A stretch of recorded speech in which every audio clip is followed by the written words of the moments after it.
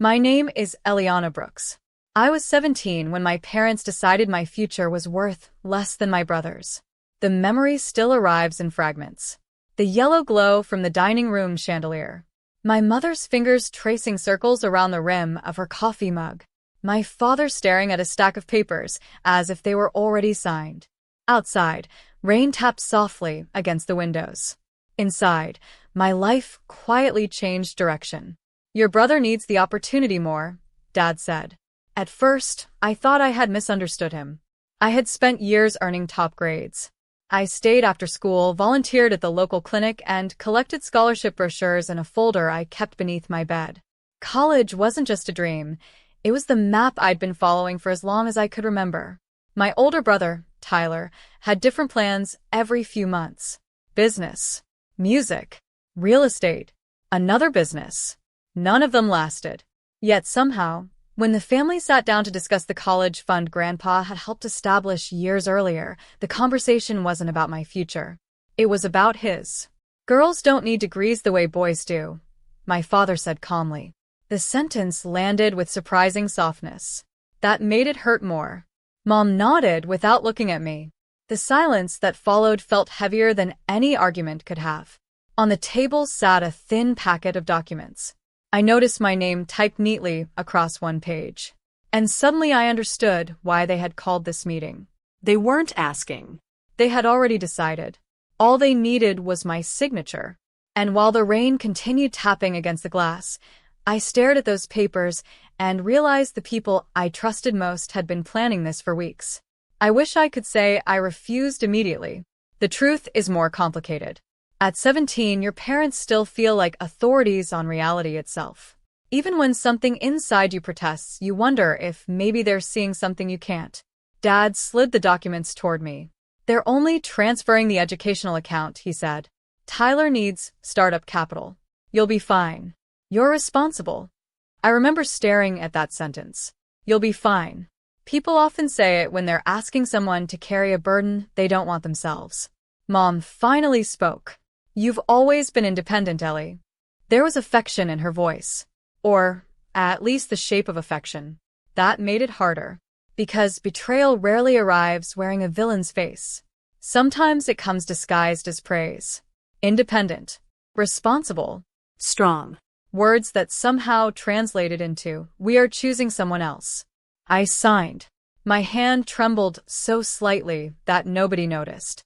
The pen scratched across the paper. One signature. Then another. A few seconds. That was all it took. Years of savings disappeared from my future and reappeared in my brother's. Tyler didn't even attend the meeting. That detail haunted me for years. He wasn't there to ask for the money. Wasn't there to defend me.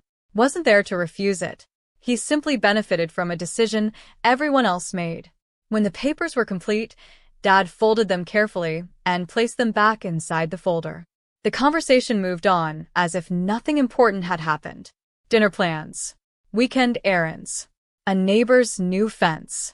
Meanwhile, I sat perfectly still, watching my future leave the room. That night, I climbed into bed fully dressed. The scholarship brochures remained beneath the mattress. I pulled them out one by one. The corners were worn from years of handling. For hours I sat on the floor reading them, not because anything had changed, but because I wasn't ready to admit everything had. Near midnight, I opened my journal. Only one sentence made it onto the page. If nobody is coming to save me, I'll have to save myself. At the time, it felt like a desperate promise. I had no idea it would become the sentence that defined the next 11 years of my life. The next 6 years blurred together in a rhythm of exhaustion. Morning classes at the community college. Afternoon shifts at a diner near the highway. Night study sessions that often stretched until sunrise. Some weeks, I felt less like a person and more like a machine built entirely from deadlines and caffeine. Yet there were moments I still remember with startling clarity. The smell of fresh coffee before dawn. The quiet satisfaction of passing another exam. The elderly customers who left encouraging notes on napkins when they learned I was studying nursing. Small things. Tiny lights in a very long tunnel. Meanwhile, Tyler's life appeared effortless from a distance. Family group messages celebrated each new business venture, each new opportunity, each new investment. Whenever I visited home, conversations somehow circled back to him. Tyler's expanding. Tyler's networking. Tyler has big plans. Nobody asked how many double shifts I had worked that week. Nobody asked how many hours I had slept. At first, the imbalance made me angry. Then it made me sad. Eventually, it simply made me quiet. The hardest part wasn't losing the money. It was realizing that every achievement afterward felt invisible to the people whose approval I once wanted most. Years passed. I graduated near the top of my nursing class. My classmates celebrated with families carrying flowers and balloons. My parents sent a text. Congratulations. Proud of you. 9 words. No phone call. No visit. No flowers. I stared at the message for a long time, then slipped the phone back into my pocket. Strangely, that was the day something shifted. Not dramatically. Not all at once. Just enough. I stopped measuring my worth through their attention. Stopped waiting for recognition that never arrived. Stopped chasing invitations into rooms where I was merely tolerated. I rented a tiny apartment. Started working at a hospital. Built friendships that felt more supportive than some family relationships ever had. For the first time, my life belonged entirely to me. And slowly, quietly, I began healing. Then one autumn afternoon, nearly 11 years after signing those papers, my phone rang at 2:07 a.m. The screen glowed in the darkness beside my bed. Tyler. We hadn't spoken in months. Half asleep, I almost ignored it. But something made me answer. For several seconds, all I heard was breathing. Uneven. Weak. Then my brother spoke. And the fear in his voice was unlike anything I had ever heard before. Ellie, he whispered. I need your help. The words hung in the darkness between us. And before he said anything else, I somehow knew this call was going to reopen every wound I thought had finally healed. For a moment, neither of us spoke. The digital clock beside my bed read 2:08 a.m. The room was dark except for the faint blue light from the phone screen. Outside, wind brushed against the trees, creating the same soft rustling sound I remembered from childhood nights when I couldn't sleep. What's wrong? I finally asked. Tyler exhaled shakily. There was a pause, so long I thought the call had disconnected. Then he said it. My kidneys are failing. The words seemed to move through the room slowly, as though my mind needed extra time to understand them. I sat upright, suddenly awake, suddenly alert. Everything I had been carrying for 11 years shifted inside me. Not gone, just rearranged. Tyler explained that the diagnosis had come months earlier. Complications had developed quickly. Doctors were searching for a suitable donor, but finding a match was proving difficult. His voice cracked. I didn't know who else to call. I stared into the darkness. Part of me wanted to comfort him immediately. Another part remembered that dining room table. Those documents. Those signatures. Those years of silence. Neither feeling canceled the other. That was the uncomfortable truth. Human emotions rarely line up neatly. Are Mom and Dad with you? I asked. Yeah. His answer came quietly. They're here. Something about those words tightened my chest. Not because I hated them. I didn't. What hurt was realizing that in their moment of fear, they had all turned toward the daughter they once considered less important. The daughter who would be fine. The next few days unfolded in a haze of hospital corridors, medical consultations, and laboratory testing. I approached everything as a nurse first. Professional. Measured. Careful. But beneath that professionalism lived a daughter and sister trying to make sense of a complicated past. When the test results arrived, the specialist requested a private meeting. I already suspected what he was going to say. Even so, hearing it felt surreal. I was the match. Not one of several possibilities. The only viable match currently available. Afterward, I sat alone in the hospital cafeteria. A paper cup of coffee cooled untouched beside me. Sunlight filtered through the windows, creating long reflections across the polished floor. For years, I had imagined what justice might look like. I assumed it would feel satisfying. Clear. Simple. Instead, all I felt was uncertainty. Because now the decision rested entirely with me. No signatures. No pressure. No family meeting. Just one question only I could answer. And for the first time in my life, nobody else could decide my future for me. The week after the results came back, everyone suddenly seemed to remember my phone number. Messages arrived throughout the day. Mom asking how I was feeling. Dad checking whether I had spoken with the transplant coordinator. Tyler sending short updates from his hospital room. None of the messages were inappropriate. None of them demanded anything. Yet every notification carried a strange weight. Because concern, after years of distance, can feel almost as unsettling as neglect. One evening, I returned home after a 12-hour shift and found myself opening an old storage box I hadn't touched in years. Inside were photographs, report cards, birthday cards, and journals. A small archive of a life I had spent a long time trying to understand. Near the bottom sat a worn notebook with a faded blue cover. My journal from when I was 17. I flipped through the pages slowly. The handwriting changed from entry to entry. Some lines were angry, others heartbreakingly hopeful. One passage stopped me cold. I had written about the college fund meeting only hours after it happened. Not just what was said, how it felt. The silence, the disappointment, the confusion, the longing to be chosen. I sat on the floor reading for nearly an hour. At one point, tears blurred the words. Not because the memories were new, because they weren't. The girl on those pages had carried pain she didn't know how to name. And somehow she had survived it. As I closed the journal, something unexpected happened. My anger softened.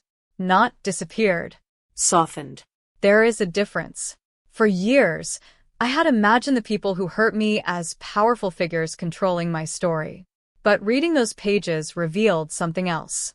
They had been flawed, biased, short-sighted, human. Their decisions shaped my life. Yet they had not defined it. A few days later, Mom asked if we could meet. Just the two of us. We chose a small cafe neither of us had visited before. When she arrived, she looked older than I remembered. Not dramatically. Just enough for time to become visible. For several minutes we talked about ordinary things. Weather. Work. Family, friends. Then, the conversation finally reached the subject both of us had been avoiding. She lowered her eyes toward her coffee cup. And in a voice barely above a whisper, she said something I had waited 11 years to hear. Not an excuse. Not a justification. Not a defense. An apology. And suddenly the past no longer felt as distant as I had convinced myself it was. For several seconds after Mom apologized, neither of us moved. The cafe around us continued as normal. Cups clinked against saucers. A barista called out an order. Someone laughed near the window. Yet it felt as though the entire room had gone silent. "I should have protected you," she said quietly. Her eyes remained fixed on the table. "I told myself we were doing what was practical. I told myself you were strong enough to handle it. But the truth is, I chose the easier path." The honesty caught me off guard. For years, I had imagined this conversation. In every version, I defended myself, presented evidence, listed every sacrifice, every hurt, every missed milestone. Instead, I found myself listening, really listening, because for the first time, she wasn't trying to rewrite history. She was facing it. Tears gathered in her eyes. "I watched you work for everything," she continued. "Every scholarship application, every late-night shift, every graduation. And every year it became harder to admit how wrong we were." The words settled between us like fragile glass. Painful. Necessary. Real. A week later, Dad called. Not to discuss medical forms. Not to ask about transplant schedules. To talk. At first, the conversation felt awkward, like two people learning a language they should have spoken years earlier. Then, he said something that surprised me even more than Mom's apology. "I thought I was investing in the child most likely to succeed." He paused. I didn't realize success wasn't the thing I should have been measuring. For a long moment, neither of us spoke. Outside my apartment window, evening sunlight stretched across the buildings, painting everything gold. I realized then that regret had been living inside him for a long time. Not loudly, quietly, the way water slowly shapes stone. A few days later, I visited Tyler. The hospital room felt smaller than I expected. Machines hummed softly in the background. He looked tired, not just physically, emotionally, like someone carrying years of unfinished conversations. When he saw me, he smiled weakly. Then he reached into a drawer beside the bed and handed me a manila envelope. Inside were copies of old financial records, business documents, transfer statements, the college fund paperwork, everything. "I found these months ago," he said. His voice shook slightly. "I should have given them to you sooner." I looked up, confused. Then he said the one thing I never expected to hear. "I never asked for that money, Ellie." And suddenly an 11-year-old story began to look very different than the version I had carried all this time. I spent the next several hours reading every page inside that envelope. Some documents I recognized immediately. Others I had never seen before. There were account transfers, meeting notes, email printouts, and handwritten calculations in my father's familiar script. The papers smelled faintly of dust and old filing cabinets. Strange how something so ordinary could carry so much emotional weight. Back in my apartment, I spread everything across the dining table. For the first time, I wasn't relying on memory. I was looking at facts. And facts have a way of softening assumptions. What emerged wasn't a story about a greedy brother stealing his sister's future. It was something far messier. Far more human. Tyler had been told the money was being offered voluntarily. My parents had convinced themselves they were making a practical family decision. Everyone had built explanations that helped them live with the choice. Meanwhile, I had built my own explanation to survive the hurt. None of us had been seeing the full picture. That realization didn't erase the damage, but it changed its shape. A few days later, the four of us met together for the first time in years. No lawyers, no doctors, no paperwork, just family. The conversation lasted nearly 5 hours. There were pauses, tears, long stretches of silence. Nobody raised their voice. Nobody tried to win. For once, everyone seemed more interested in understanding than defending themselves.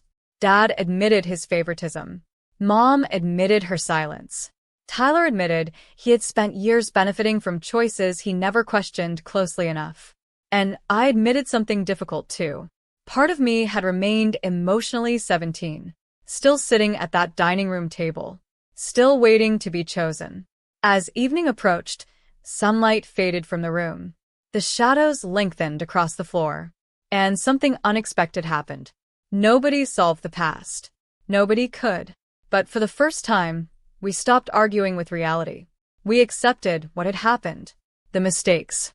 The consequences. The years that couldn't be returned. Before we left, Tyler slid another document across the table. This one was newer. Much newer. I looked down at it and felt my breath catch. Because it represented something I never imagined would exist. Not repayment. Not guilt. Something far more meaningful. A deliberate attempt to restore balance.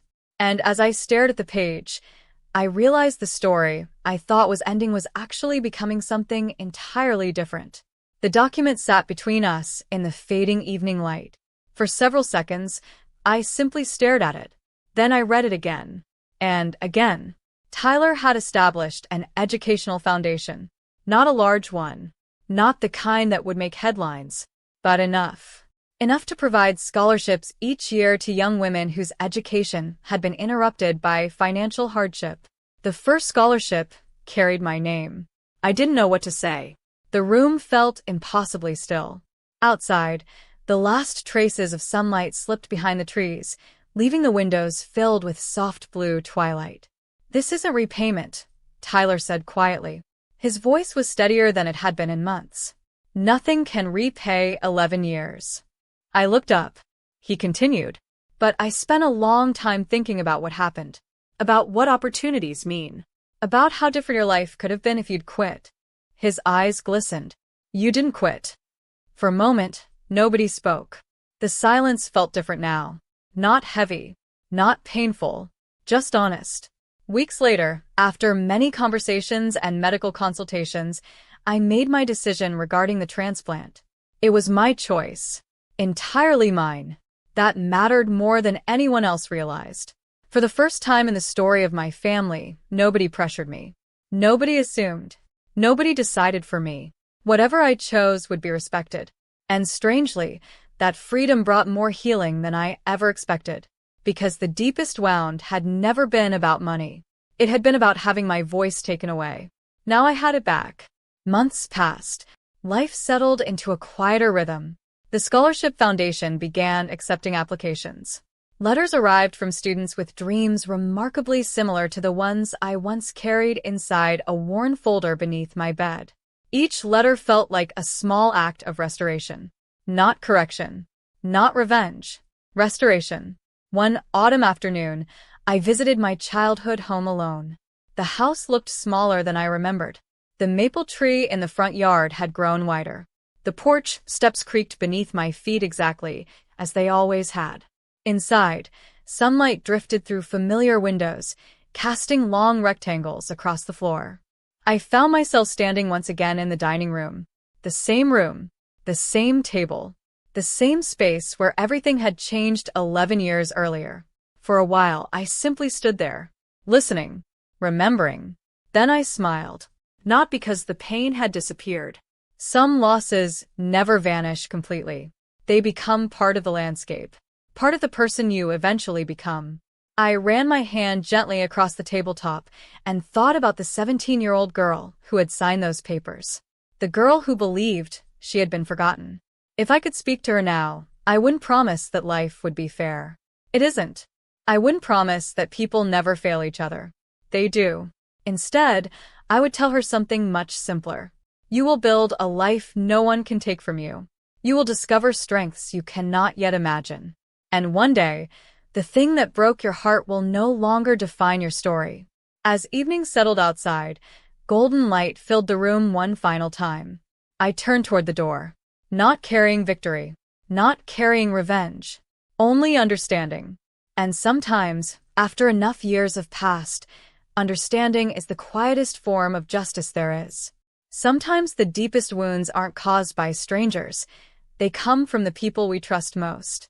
But this story was never about revenge.